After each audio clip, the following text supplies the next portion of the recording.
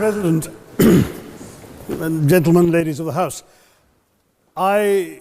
standing here with 8 minutes in my hands and at this venerable and rather magnificent institution, I was going to assure you that I belong to the Henry VIII School of Public Speaking, that as Henry VIII said to his wives, I shall not keep you long. But now finding myself the seventh speaker out of 8 in what must already seem a rather long evening to you, I rather feel like Henry VIII's last wife. I more or less know what's expected of me, but I'm not sure how to do it any differently. Perhaps what I should do is really try and pay attention to the arguments that were advanced by the opposition today. We had, for example, Sir Richard Ottaway challenging the very idea that it could be argued that the economic situation of the colonies was actually worsened by the experience of British colonialism. Well, I stand to offer you the Indian example, Sir Richard. India's share of the world economy when Britain arrived on its shores was 23%. By the time the British left, it was down to below 4%. Why? Simply because India had been governed for the benefit of Britain. Britain's rise for 200 years was financed by its depredations in India. In fact, Britain's industrial revolution was actually premised upon the deindustrialization of India. The handloom weavers, for example, famed across the world, whose products were exported around the world, Britain came right in. There were actually these weavers making fine muslin, light as woven air, it was said. And Britain came right in, smashed their thumbs, broke their looms, imposed tariffs and duties on their cloth and products, and started, of course, taking the raw materials from India and shipping back manufactured cloth, flooding the world's markets with what became the products of the dark and satanic mills of Victorian England. That meant that the weavers in India became beggars, and India went from being a world-famous exporter of finished cloth into an importer, went from having 27% of world trade to less than 2%. Meanwhile, colonialists like Robert Clive bought their rotten boroughs in England on the proceeds of their loot in India, while taking the Hindi word loot into their dictionaries as well as their habits.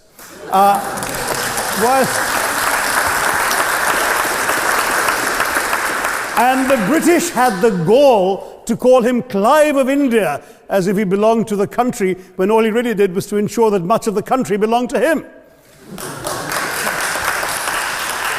By the end of the 19th century, the fact is that India was already Britain's biggest cash cow, the world's biggest purchaser of British goods and exports, and the source of highly paid employment for British civil servants. We literally paid for our own oppression.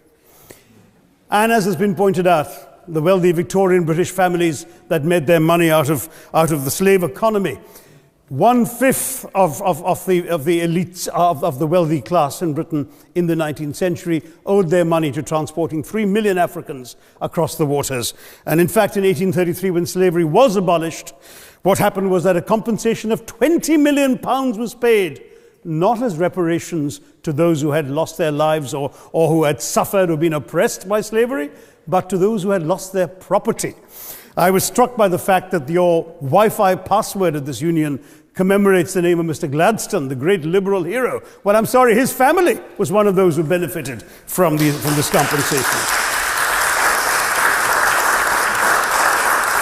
Staying with India, between 15 and 29 million Indians died of starvation in British-induced famines. The most famous example, of course, was the Great Bengal Famine during the Second World War, when 4 million people died because Winston Churchill deliberately, as a matter of written minuted policy, proceeded to divert essential supplies from civilians in Bengal to sturdy Tommies and Europeans as reserve stockpiles. He said that the starvation of anyway underfed Bengalis mattered much less than that of sturdy Greeks. This is Churchill's actual quote. And when conscience-stricken British officials wrote to him, pointing out that people were dying because of this decision, he peevishly wrote in the margins of the file, "Why hasn't Gandhi died yet?"